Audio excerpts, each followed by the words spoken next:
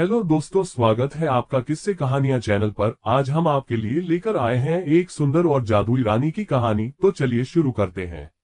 बहुत समय पहले भारत के एक विशाल और समृद्ध राज्य में रानी चंद्रलेखा का शासन था। उनकी सुंदरता का कोई मुकाबला नहीं था। उनकी बड़ी बड़ी आंखें, लंबे घने बाल और सुनहरे गहनों से सजी हुई उनकी छवि ऐसी थी कि हर कोई उनका दीवाना हो जाता। लेकिन रानी चंद्रलेखा के दिल में एक गहरा रहस्य छुपा था। ये रानी केवल अपनी सुंदरता के लिए प्रसिद्ध नहीं थी, बल्कि अपनी क्रूरता और अजीब हरकतों के लिए भी जानी जाती थी। उसने कई विवाह किए थे, लेकिन हर बार कुछ महीनों बाद उसके पति रहस्यमय ढंग से गायब हो जाते।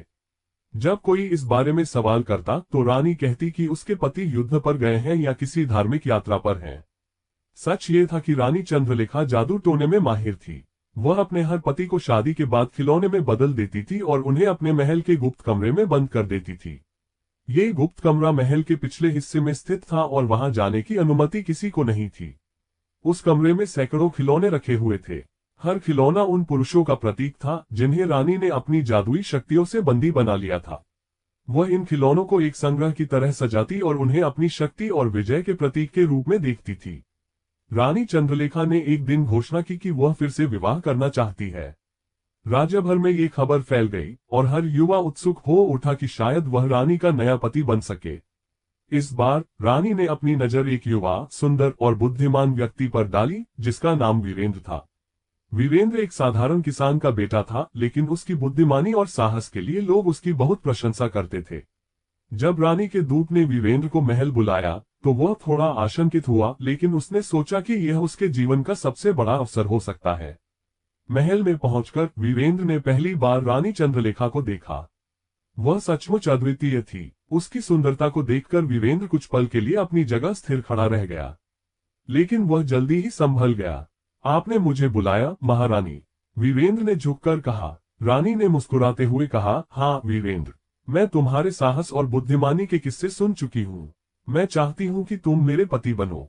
वीरेंद्र थोड़ा झिझका। महारानी, यह मेरे लिए बहुत बड़ा सम्मान है, लेकिन मुझे थोड़ा समय चाहिए ताकि मैं अपने परिवार और दोस्तों से सलाह ले सकूं। रानी को उसकी बात में सच्चाई दिखी। ठीक है, लेकिन ध्यान रखना, मैं तुम्हारा उत्तर जल्द सुनना चाहती हूँ। महल में कुछ दिन बिताने के बाद वीरेंद्र ने महसूस किया कि कुछ तो गड़बड़ है। महल के हर कोने में खुशहाली का दिखावा था, लेकिन एक दरवाजा हमेशा बंद रहता था। वीरेंद्र ने महल के नौकर से पूछा, ये दरवाजा हमेशा बंद क्यों रहता है? नौकर ने डरते हुए कहा, यह महारानी का निजी कमरा है, वहां जाने की अनुमति किसी को नहीं है। वीरेंद्र का शक बढ़ गया। उसने तय किया कि वह इस कमरे के रहस्य का पता जरूर लगाएगा। कुछ दिनों बाद वीरेंद्र और रानी की शादी बड़े धूमधाम से हुई। पूरे राज्य ने इस भव्य आयोजन में हिस्सा लिया, लेकिन वीरेंद्र का मन शांत नहीं था। उसने महसूस किया कि इस शादी के पीछे कुछ बड़ा रहस्य है। शादी के बाद एक रात जब रानी सो रही थी, वीरेंद्र ने धीरे से चाबियों का गुच्छा चुरा लिया और गुप्त कमरे का ताला खोल दिया। अंदर का दृश्य देखकर वीरेंद्र स्तब्ध रह गया। कमरे में हर तरफ खिलौने रखे हुए थे। वे साधारण खिलौने नहीं थे, बल्कि वे जीवंत लग रहे थे। वीरेंद्र ने देखा कि हर खिलौने के चेहरे पर दर्द और भय की छवि थी। कमरे के बीचों बीच एक बड़ा जादुई दर्पण रखा था। उसके पास ही एक किताब रखी थी जिसमें जादू टोने के मंत्र लिखे थे। वीरेंद्र ने किताब उठाए और पढ़ना शुरू किया। अगली सुबह वीरेंद्र ने रानी का सामना किया। महारानी, आपने ये क्या किया है? ये खिलौने तो इंसान हैं जिन्हें आपने बंदी बना रखा है। रानी ने हंसते हुए कहा, तुमने मेरा रहस्य जान लिया, अब तुम भी मेरे संग्रह का हिस्सा बनोगे। रानी ने अपनी जादुई शक्तियों का इस्तेमाल करना चाहा, लेकिन वीरेंद्र ने तेजी से मंत्रों की किताब से एक मंत्र पढ़ा, जिससे रानी की शक्तियां कमजोर हो गईं।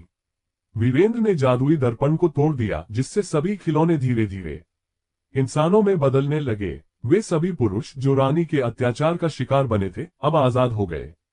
वे सभी वीरेंद्र के साहस के लिए आभारी थे। उन्होंने मिलकर रानी को गिरफ्तार कर लिया और राज्य की जनता के सामने उसके अपराधों को उजागर किया। रानी को उसके अपराधों की सजा दी गई और वीरेंद्र को राज्य का नया राजा बनाया गया। उसने न्याय और सच्चाई के साथ राज्य का शासन किया और लोगों का दिल जीत लिया। इस प्रकार राज्य में फिर से शांति और खुशहाली का माहौल लौट आया।